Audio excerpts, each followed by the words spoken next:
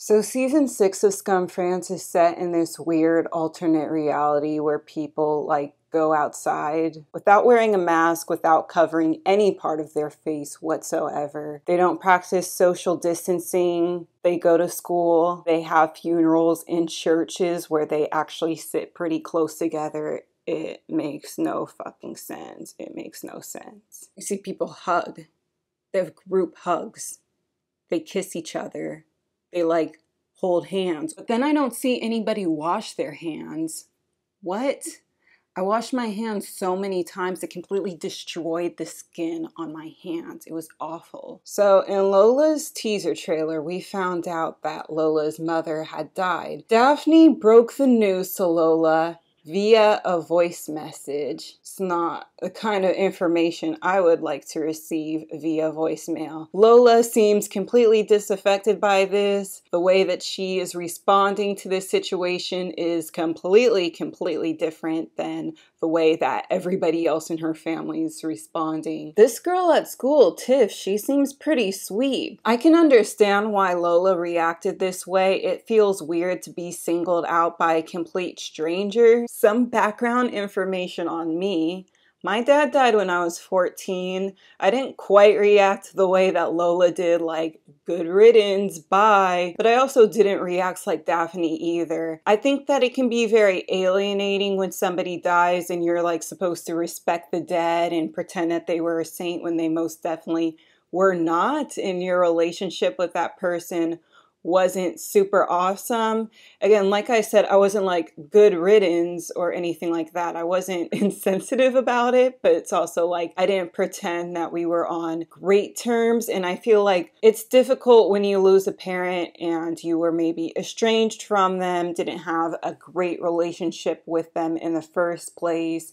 And then people expect you to grieve in the same way as if you had a good relationship with them, if that makes sense. I don't know. It's like people are denying your reality or whatever the fuck. I just went about my day. I did not tell anybody at school except for my teacher because I forgot to do my homework the night that I found out. And so I told my teacher for context of why I did not do my homework that night. But I didn't mention it to any of my friends. I didn't know how to talk about it. I didn't want to be singled out like the way that Tiff singled out Lola. It's interesting that she's the only one responding in this way and that her other family members are not happy that she's responding in this way, and it creates a bigger division. But is she actually sad about her mom's death?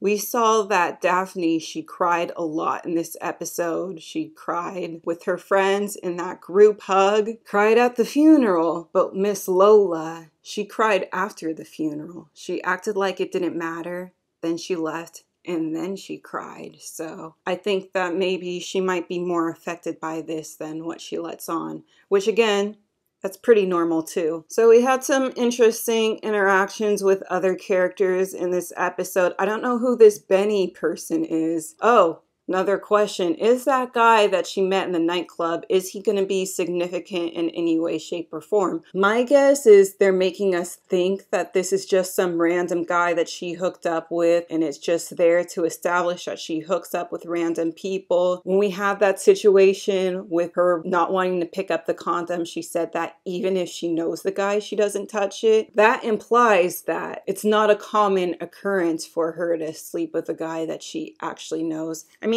that's how I interpreted that, at least. He might just be a random guy, but he might show up again and be like, oh, hey, do you want to see each other again? And she'll be like, no, I already slept with you. What the fuck? No, we're not dating. What? I don't need love. I don't need romance. And then he could save her from her cynicism or whatever the fuck.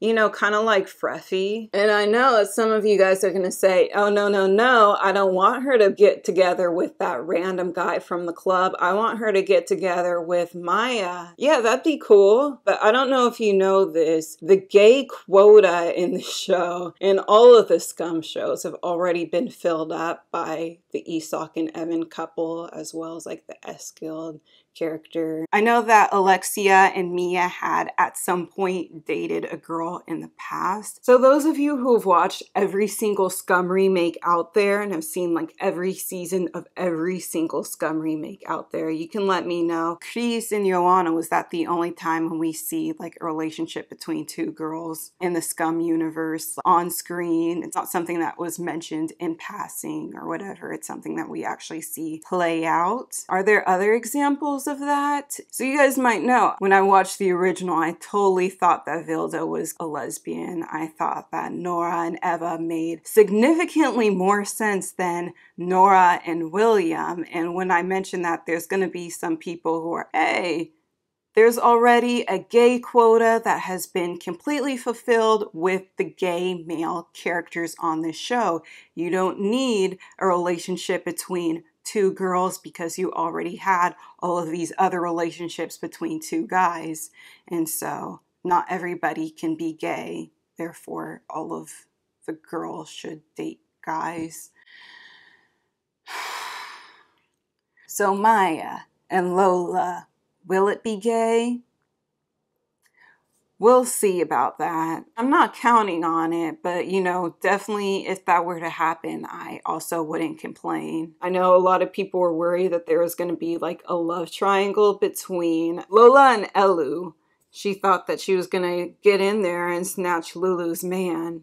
We see them talking at the funeral. Here's what I think, okay? A lot of people want Elliot to have his own season, right? A lot of people want all of the Evans to have their own season. With season 3, you find out that he's bipolar at the end of episode 8, and then they don't talk at all in episode 9. And then in episode 10, they like barely talk about it. So with an Evan season, then you have more of an opportunity to explore his mental illness in depth. When you say that you want an Evan season, people are like, oh, so you just want to see two guys fuck. You just want to see more of the Isak relationship. And I'd actually be more interested in exploring who the Evan character is outside of his relationship with Isak, because I feel like a lot of the love interests on the show, I don't know, they exist more in a vacuum. You just know Evan as Isak's boyfriend. He used to be friends with Sana's brother, but that was not explored well at all. And I feel like Jonas is the only like love interest of the original 4 that we don't just see him through his relationship with Eva, we also see him through his relationship with Isak. So I thought they did a better job of showing like a different side of Jonas that we didn't get to see with like the other love interests. I guess my overall point is everything that I could want from an Evan season, it can be achieved through not having an Evan season, but just you could explore Evan's mental illness in depth through his relationship with another character. Lola has depression. She's interested in photography. I really liked her pictures. By the way, I do really like the cinematography of this season. Elliot likes to draw. Elliot is bipolar, so he understands depression. I guess my main point is that I'm not at all disappointed that this isn't an Elliot season, and a lot of things that I would potentially want from an Evan season I could get here. This time we're focusing on a character who has mental illness. So far so good, I would say, with this season. We shall see if in the coming weeks I'll feel compelled to make other videos, but I hope that if you like this video, you leave a comment. Tell me how you feel. What do you think? Lola and Maya, do you think it's gonna happen? Do you think that she's gonna end up with that random guy from the club?